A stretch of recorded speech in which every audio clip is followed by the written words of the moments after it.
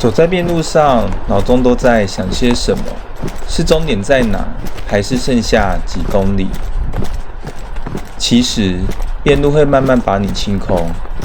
当杂念退去，只剩下肩膀上真实的负重，脚步踏地的摩擦，还有沿路不期而遇的温暖。是这些踏实的这段朝圣之路。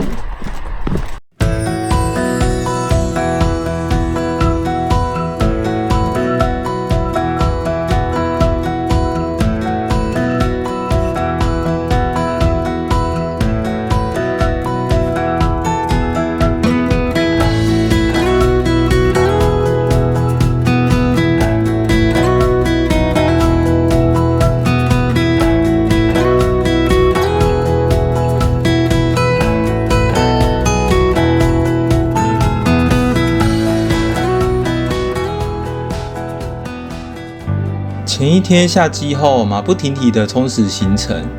我们造访了灵山寺、极乐寺、金泉寺以及大日寺，最后抵达僧本屋住宿点。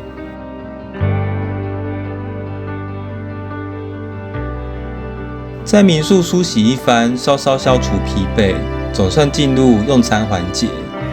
今日只有我们住宿，我和友人在饭厅内对向而坐。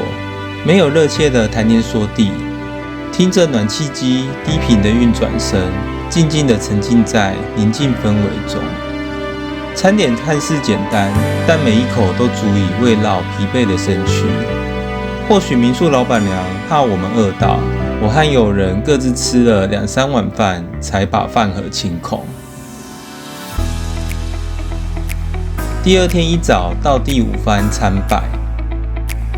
第5番闸所，地藏寺。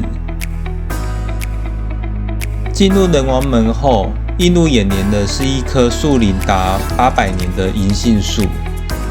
虽然目前叶子已掉光，不过等到秋天时节造访，想必可以看到很不错的景色。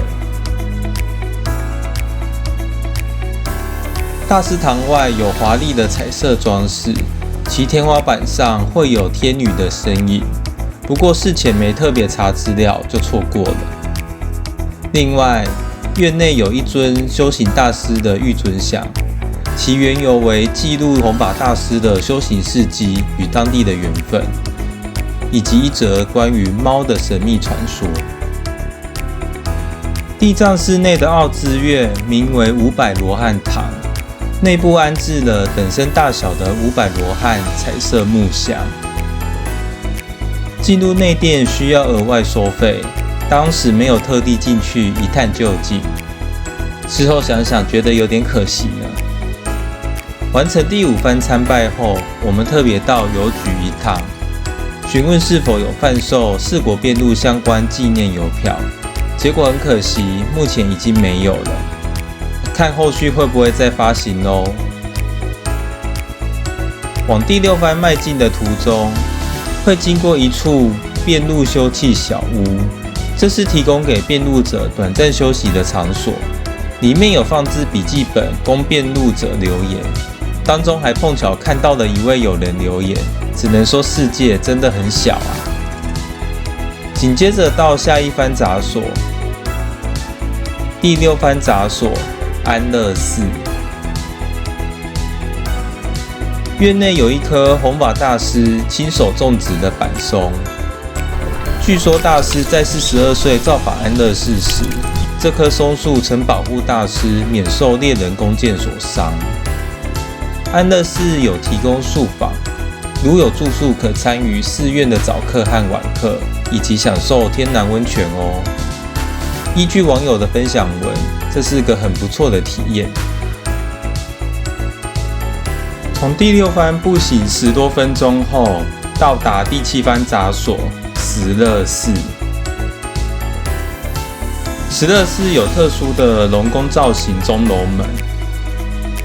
进入钟楼门后，可以看到多尊水子地藏尊，它是专门守护不幸早逝的孩子的地藏菩萨。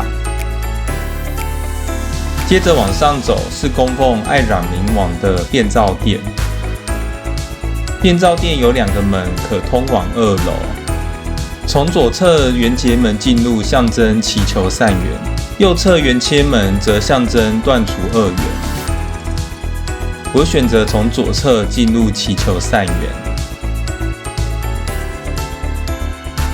上2楼后，可以看到此处布置相当精美。赤红色的本尊像为爱染明王，他以保佑姻缘、家庭与人际关系圆满，以及断除恶缘而闻名。在信仰的本质上，是有将欲望转化的深层意义。往大师堂的石阶旁，有供奉与治愈眼疾相关的地藏尊。我们大约在中午时完成第7番参拜，接着要走4公里才会到达第8番。今天是多云的天气形态，走起来的体感非常舒适宜人。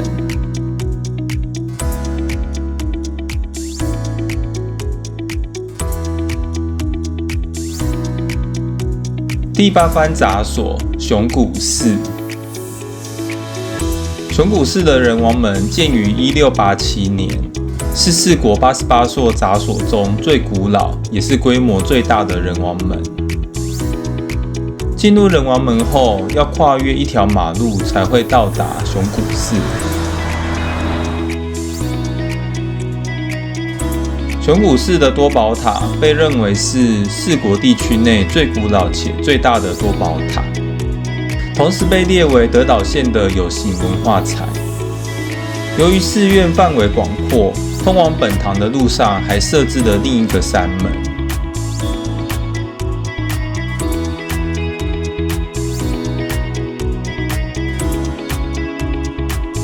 山门两侧为持国天与多闻天2尊护法神。至于护法神的介绍，就留在遍路234喽。经过密集的参拜行程，这些参拜仪式逐渐的熟悉内化。熊谷寺本堂供奉千手观世音菩萨。往石阶上走为大师堂。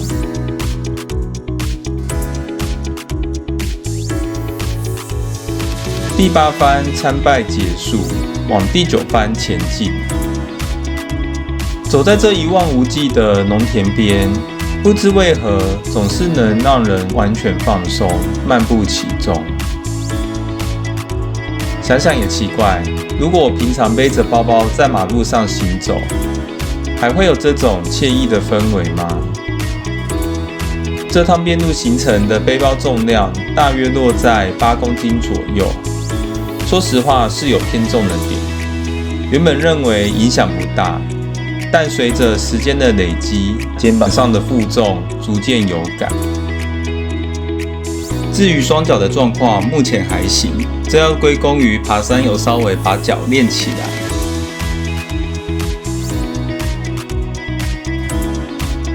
第9番杂所法轮寺。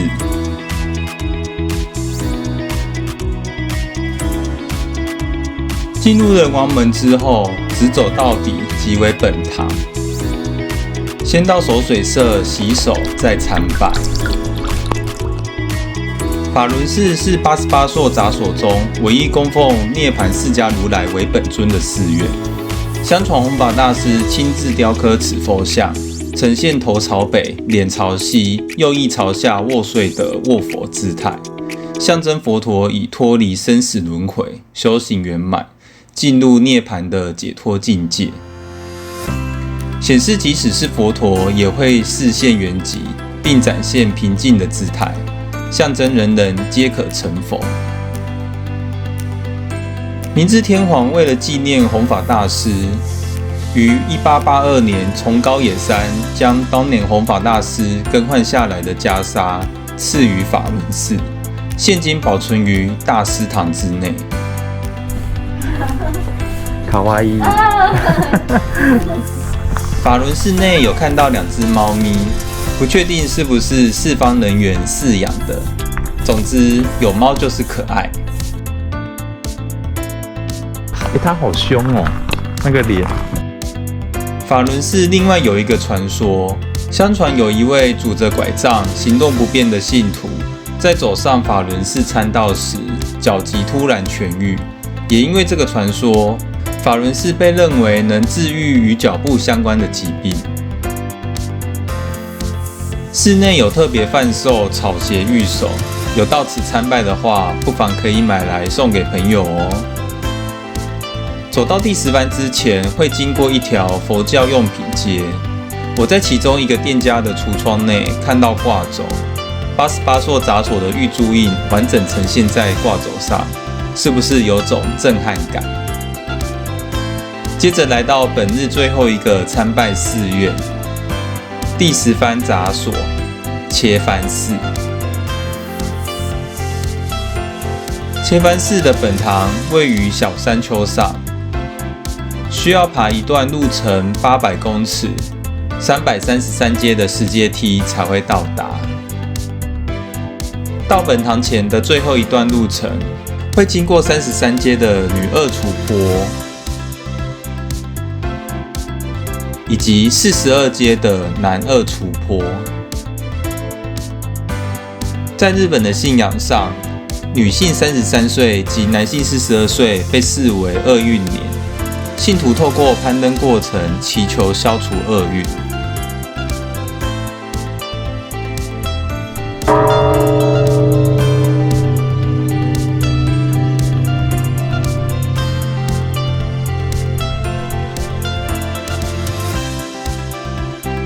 切幡寺内有一个重要的国家指定文化财——切幡寺大塔，其特色在于第2层的塔身为方形结构，有别于一般常见的圆形形式。此塔原本位于大阪筑吉大社神宫寺内，在明治维新废佛毁寺期间，从大阪迁移到切幡寺。奔波了一整天，完成了原先规划的参拜行程啦。今晚住宿在第11番附近的朝圣者旅馆，依据指标，大约还要走9公里才会到达。换算成一般走平路的速度，至少还要2个小时啊。不过，这对于刚完成前10番参拜的我们来说，感觉越走越有信心。好像多走个几公里也没有关系。但随着天色渐暗，驱使我们加紧脚步前进。虽然我们都有准备头灯，但非必要还是不想使用到它。走了1个小时之后，有人接到了民宿老板来电，询问我们大约几点会到。我们回答需要再1个小时。接着，民宿老板抛出了一个灵魂拷问：需要去载你们吗？原本我们没有预设到有这个选项，经过思考后，我们欣然接受老板的接待。毕竟明天的行程是一场硬仗，体力能省则省。我们跟老板约在川岛浅水桥碰面。电话中，我们轮番用日文、英文跟老板沟通。当下我还有点担心我们词不达意，幸好最后我们跟老板顺利碰面。那种雀跃的心情，就好像爬完山回登山口后看到接驳车一样的喜悦感。尽管民宿没有提供晚餐，老板直接载我们到超市采买。回到人多的地方，觉得有点不太习惯，特别是我们还身穿白衣在超市里面绕，感觉我们的一言一行都要对得起身穿白衣的朝圣者身份，该有的庄重才行。今晚好好的补给起来，准备面对明天的魔王关卡。老板很贴心的帮我们准备面包和香蕉，到底明天行程有多硬？今晚入住的还有一对澳洲夫妇，饭席间的谈天说地，拉近了彼此之间的距离，这种感觉真的很棒。梳洗后整理行囊，同时将这2日的参拜行程做个整理，并为明日的考验预做心理建设。到底明天即将面对什么？就请拭目以待吧。本日行走距离24公里，住宿点11号民宿。噔噔，行程第3天竟然下起雨来了。正所谓屋漏偏逢连夜雨，事情总是没有这么顺利，但这就是日常吧。或许老天就是要我们走得辛苦一点，或是走慢一点，细细品味这一步步的徒步过程，让自己好好沉淀一番。下集遍路难所，一起踏上遍路之旅吧。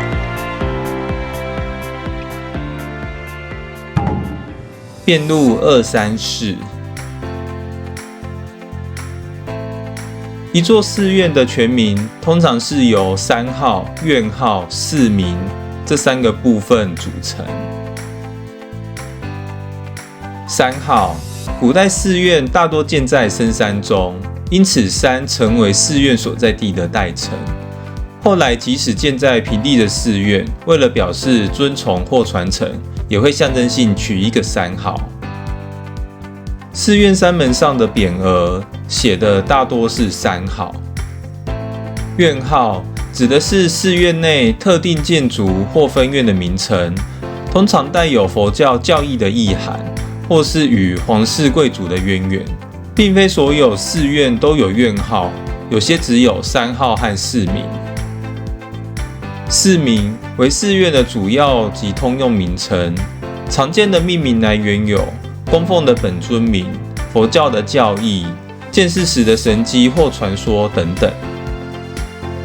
多宝塔，下方为方形，上层为圆形的2层结构建筑，通常塔内供奉如来佛像，是日本典型的木造佛塔。以上就是这集的遍路234。对于影片内容有任何建议或是心得，欢迎留言分享哦。捷克 Go Hiking 4国遍路德岛篇，我们下集见，拜拜。